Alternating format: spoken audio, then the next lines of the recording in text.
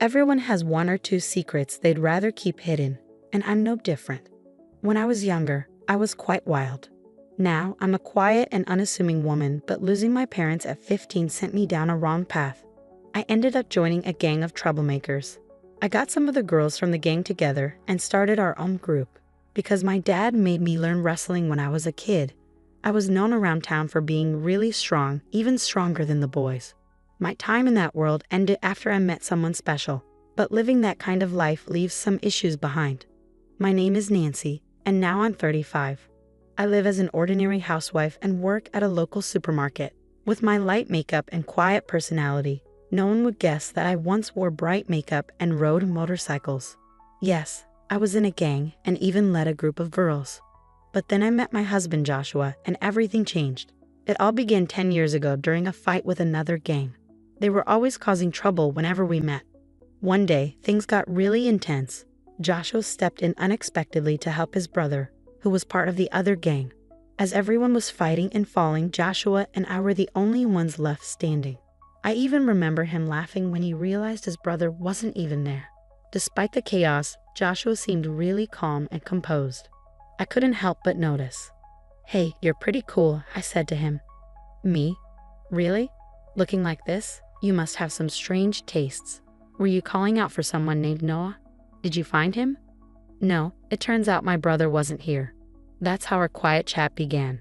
Joshua's brother was a troublemaker beyond saving. Joshua even took up boxing to try and set him straight. He couldn't stand by and watch wrongdoing happen. He seemed like a guy full of fairness. As we talked more, we got closer. We started seeing each other more often, and it was clear we liked each other. But Joshua didn't like troublemakers back then. Even though we liked each other, my past in the gang held us back. Eventually, Joshua said he'd only be with me if I left the gang for good. Tired of all the pointless fights, I decided to leave the group. We started dating and got married 5 years later. The gang I used to be in got broken up by another group 2 years after I left. After marrying Joshua, I changed a lot and became a calm and graceful woman. But our peaceful life got shaken up by a certain neighbor, Joshua's sister Somia and her husband. One morning, as I was seeing Joshua off to work, the doorbell rang. Who could that be? I wondered. I'll check. Suddenly, Joshua looked surprised. "Somia," he exclaimed, recognizing his sister, whom I had met once at a family dinner. "Hey Joshua, we've moved in next door today. Please take care of us," she said. "Hello, I'm Tommy, Somia's husband. Looking forward to getting along," he added. They started off with a rude attitude, but since Sonia was Joshua's sister, I couldn't be too confrontational. We usually got along with our in-laws, so I didn't want to start any trouble. It turns out Tony was the one who got Joshua's brother Noah into the troublemaking world. They went to the same high school and were a year younger than Joshua. Joshua turned 34 this year, so they must be 33. Somia, who's 3 years younger than Joshua, should be 31. "Joshua, too bad about your brother, huh?" Tony remarked. "I don't care about Noah anymore. Even you." Joshua was visibly angry. His brother had passed away due to a fight. Joshua's brother and sister apparently never got along well. Somia felt ignored in favor of her brother and developed a rivalry, which eventually extended to Joshua as well. Joshua once mentioned how tough it was to deal with his sister, preferring to focus only on his brother. Unlike me, Sonia was also in a delinquent group before. Unlike her, Noah was forced into it by Tommy. Seeing his siblings change, Joshua probably felt even more determined about justice. As the three of them stared each other down, I spoke up from behind Joshua. "Joshua, you need to leave for work soon." "All right," he replied. "Running away, Joshua. Remember, I haven't forgotten that you laid hands on me," Somia sneered. "That was because you attacked Noah." "All right, both of you enough. We're done here," Somia declared. With Somia's words, Joshua left for work, the issue still unresolved. But then the harassment from Somia and her husband began. About an hour after Joshua left, the doorbell rang, but nobody was there when I checked. Another hour passed, and there was a loud noise at the door, like something was being thrown. When I looked, there was a pile of cardboard boxes dumped in front of our door. "What's going on?" I muttered to myself. Since nobody was around, I decided to ignore it and went back inside. But then I heard a small popping sound from the balcony. I rushed over and found 3 broken eggs. We live in a corner apartment next to Somia's new place. This means the harassment likely came from her apartment since there are no neighbors on one side, and it's too high for someone from below. Angry, I decided to confront my next-door neighbors. "Hey, is that you? What do you want, showing up like this?" Somia greeted me, clearly irritated. "Is this your idea of a prank? Throwing eggs on our balcony? It had to be you or your husband. The angle only makes sense from your balcony." Somia glared at me and said, "What? Don't be ridiculous. Do you have any proof that we did it? Making false accusations won't help. I'll call the cops." Even though she used to be in a gang, her quick resort to the police in this situation seemed odd to me. "I don't have proof, but the way the eggs are scattered, they could only come from your balcony." I tried to stay calm, but Somia kept arguing back. "That's weak proof." "Hey Tony, the lady next door is complaining," she said to her husband. Hearing this, Tony chimed in. "Hey, just because you're Joshua's wife doesn't mean you'll get any special treatment." If Sonia's reliance on the police seems second-rate, Tony's words weren't much better. He might have thought he was intimidating, but to me, it was anything but scary. I could feel my old self stirring inside me, but I didn't want to go back to my past. So I acted like a timid, unassuming woman and said quietly, "Please don't raise your voice." Inside, I wanted to unleash a powerful kick to shut him up. But since meeting Joshua, I had changed for the better, and I didn't want to throw away all my progress over something like this. Seeing my reaction, they both laughed in front of me. "Aha, so you're Joshua's wife. I thought you'd be something special, but you're just a boring woman." "Weak. Tony was giving you too much credit. At the family dinner, you seemed like a real introvert. Just a kick won't be enough. I might have to dislocate a joint or two to calm myself down," I thought, trying to control my rising anger. "Go on, leave," they told me, and then closed the door on me. I stood there, staring at the closed door, feeling frustrated. I thought about telling Joshua, but I knew Somia and her husband would just pretend they didn't know anything. It would only lead to more trouble and stress for me, so I decided not to bother. The next day, and the day after that, the harassment from Somia and her husband continued. It always started after Joshua left for work. "Who left this garbage at our doorstep? It must be those two," I muttered as I was about to leave for work at the supermarket. The door got stuck halfway, blocked by a bag of garbage. I reluctantly took it to the disposal area and then headed to work. 5 hours later, I came home to something unbelievable. There was a cardboard box in front of the door, set up like a table. On either side of the box, there were lit candles, and in the middle, a vase with flowers. Above the door, there was a photo of me, taken who knows when, stuck there, mocking me as if I were dead. Furious, I was about to kick the cardboard away when Joshua called from behind. "Nancy." Startled, I turned around to find Joshua, who had come home from work. "You're an hour early." "I got off work early today. What's all this?" Joshua was also surprised at the sight in front of the door. We quickly cleaned up the cardboard and candles from the shared hallway and went inside.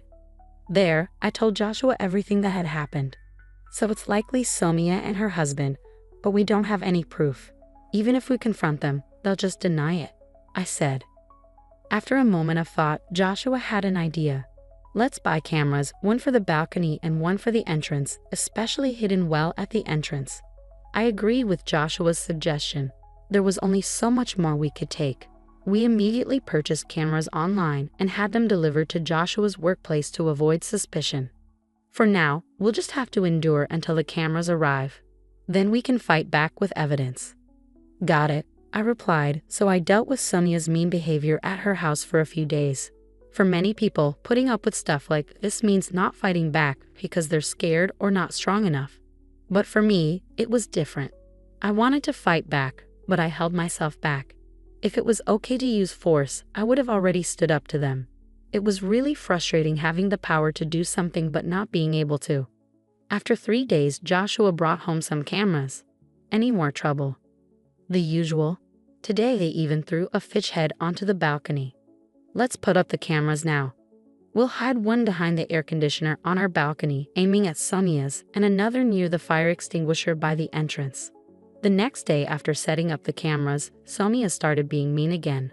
As Joshua left for work, I watched everything through a recording app.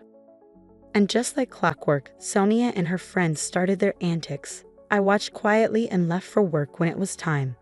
2 hours into my shift at the supermarket, Sonia came to my register. Well, if it isn't my sister-in-law, she said. I quietly scanned Sonia's items. It was obvious from her tone that she knew it was me, and she was being really rude. Aren't you cold for a cashier? Shouldn't you be nicer? Come on, give me a discount on this. Other customers in line looked worried as they watched us. A man in the line spoke up to Sonia. Hey, can't you see she's uncomfortable? Sonia turned to him, looking angry. Shut up, it's none of your business. The man seemed defeated by Sonia's reaction and backed away, leaving the line. Then, I spoke up to Sonia for the first time. Ma'am, if you keep acting this way, I'll have to call security. I said it calmly but firmly. Maybe because others were watching, Sonia replied. Oh, it was just a joke. So disappointing. She left the store, leaving her items behind. The other customers were surprised by what happened. I was really mad when I got home from work. There was a note on the door that said, useless cashier. That's enough. I couldn't handle it anymore. I angrily tore off the note and waited nervously for Joshua to come back. When he got home, we watched the footage from the cameras. It clearly showed Sonia and her husband doing bad things. Now we can fight back, Joshua said, looking angry. Okay, let's go. When we rang Sonia's doorbell, Tommy answered. You two again. What do you want now? Sonia came up behind him, asking lazily, What's up, Joshua? We're ready to fight back, I thought as I started to speak, but Joshua stopped me and stepped forward. Nancy, let me handle this. Sonia told me if you keep bothering us, there will be consequences. Joshua's voice was firm and threatening. Tony replied, What, you want to fight? You got proof we did anything? You're just making accusations. Before Tony could finish, Joshua played the video from the recording app. This video shows what you've been doing wrong. We put up cameras because your harassment was too much. This made Sonia and Tony quiet, which was unusual for them. Sonia looked a bit worried and turned to Tony, while Tony glared back at us with a deep frown. You caught us this time, I said seriously. But remember, the trouble started from your side. Tony replied, So you want to solve this with a fight, huh? Hold on, Joshua, I'm calling someone. Call whoever you want. We'll be ready, Joshua said firmly, not backing down as things got more intense. Tommy urgently talked into the phone. William, I need help now. His tone was different from before, now begging for help. After hanging up, he turned back to us. Get ready. Willie, the toughest guy around here, is coming. He looked smug, thinking he'd win with someone else's help, but it showed he was really a coward. Why not face us yourself? I asked. Keep talking. I know your strength. This time, I brought someone special to make sure you both feel real fear, Tommy said, trying to scare us. 5 minutes later, William arrived, the guy Tommy had talked big about, but he looked surprised when he saw us. William, hey, it's been a while. Sonia and Tommy seemed excited, expecting a lot from him, but that excitement quickly faded. What's happening?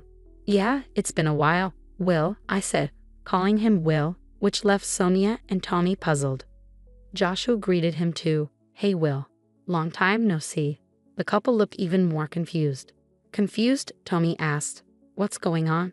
How do you know William? Tommy looked nervous and William looked between us. I just said, Will, let's not do this, okay? Angry, Tony snapped, Stop messing around. Will, do something please. Sonia and Tony were panicking, not understanding what was happening. But then Will spoke up. Hey, did you mess with Nancy? His question left them shocked for a moment. So what if we did? Tommy answered, sounding unsure. Will exploded, You idiots. Do you even know who you're dealing with? His scolding left them stunned. They clearly had no clue. Seeing this, I turned to Joshua and asked, Hey, can I go back to how I was 15 years ago just for now? But instead of Joshua, it was Will who replied, Nancy, please don't. If you do something, it could get worse than just a fight. What, are you giving me orders now, Will? No, that's not what I meant, Will stuttered.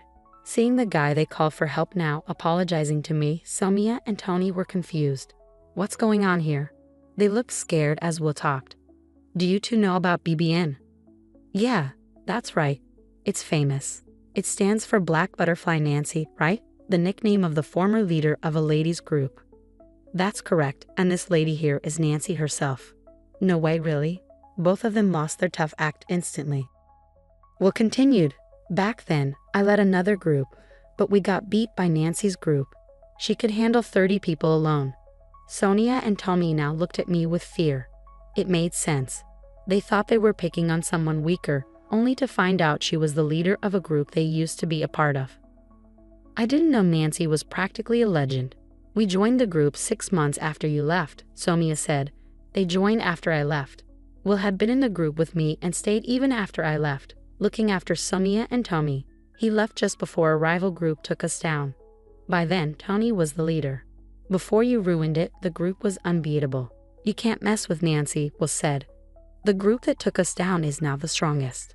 But if Nancy was still around, she'd still be the strongest.